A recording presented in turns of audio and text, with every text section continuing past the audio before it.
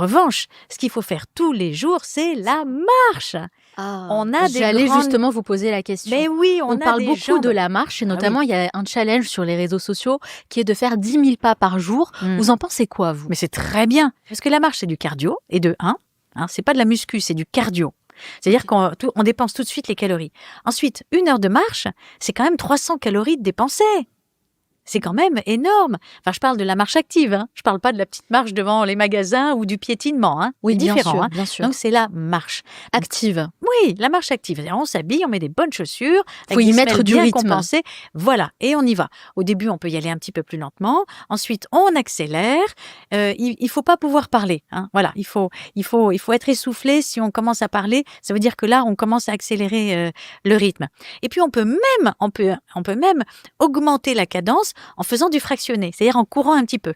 On peut courir un petit peu, ne serait-ce que 30 secondes. Ensuite, on s'arrête, on reprend la marche. Et puis, 1 ou 2 minutes après, on se remet à courir. C'est une bonne technique, ça. Mais bien sûr, comme ça, vous accélérez un peu le rythme cardiaque, vous augmentez un peu la dépense calorique, et au final, voilà, c'est pas 300 calories que vous aurez brûlées, ça sera peut-être 350, peut-être même 400.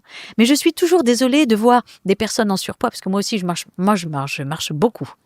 Je suis un peu salle de sport, mais je suis surtout marche.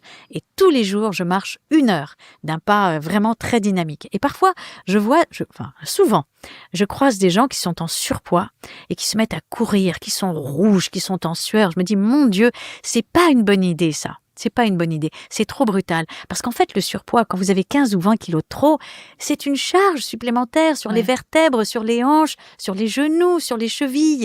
Et moi, combien j'en vois de personnes souffrant d'obésité qui ont mal à ces articulations. Et du coup, qui prennent pas de plaisir. Non, et qui en plus vont faire ces séances extrêmes de course, de jogging, en se disant allez, il faut que j'y aille, il faut que je brûle de la calorie. C'est forcé. Et après, tendinite, crampes, courbatures, du coup dégoûté, et du coup on arrête. On se retrouve avec d'autres problèmes. Mais bien sûr, et puis je peux vous assurer que quand on a une tendinite, c'est 6 mois de rééducation. Mais alors la marche à pied, donc il y a le cardio qui rentre en jeu. Oui. Il y a autre chose qui fait que justement ça accélère la perte de poids. En tout cas, ça pousse à la perte de poids. Oui.